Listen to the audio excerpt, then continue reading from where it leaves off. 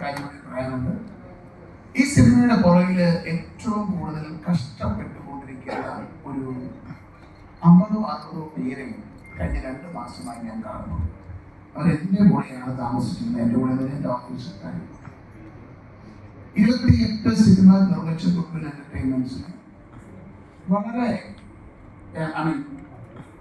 I feel ഇത്രയും എനർജറ്റിക്കില് ഇത്രയും ആത്മാർത്ഥമായിട്ട് പണിയെടുക്കുന്നവരെ ഞാൻ ആദ്യമായിട്ടാണ്. ഞാൻ ഇന്നലെ വിജ്ഞാനാണോ ആരോട് പറഞ്ഞു, ഇതിന്റെ സംവിധായകനെ എനിക്ക് കഴിഞ്ഞ ഈ സംവിധായകൻ നിങ്ങൾ അവരിങ്ങനെ 4 മണിയായിട്ട് നടക്കുന്നുണ്ടെങ്കിൽ പുള്ളിക്ക് വേറൊരു വീക്കെന്ന് ഉണ്ട്. പുള്ളി ഒരു വണ്ടി പ്രാന്തനായിരുന്നു.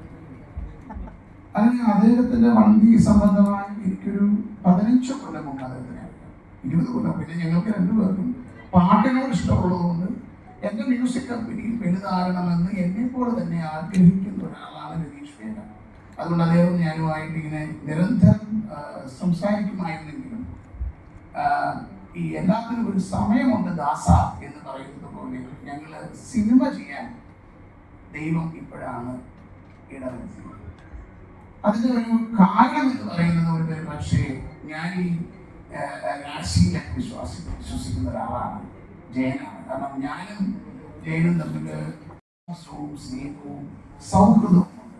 അത് ഞങ്ങൾ ഇതിനു മുമ്പ് ക്യാപ്റ്റനിലൂടെയാണ്. ക്യാപ്റ്റൻ സിനിമ ചെയ്യുന്ന സമയം മുതൽ ഞങ്ങൾക്കിടയിൽ ഒരു സ്നേഹമുണ്ട്. അപ്പം അദ്ദേഹം എന്നെ വിളിച്ച് ഈ കാര്യം പറയുമ്പോൾ അദ്ദേഹത്തിൻ്റെ ഒരു ഡെഡിക്കേഷൻ, അദ്ദേഹത്തിൻ്റെ ഒരു തീവ്രത, അദ്ദേഹം ഈ സിനിമ മാറുന്ന കാലഘട്ടത്തിന് അനുസരിച്ചുള്ള സിനിമയാണ് എന്ന് പറഞ്ഞ് നിങ്ങൾ അധികമായിട്ട്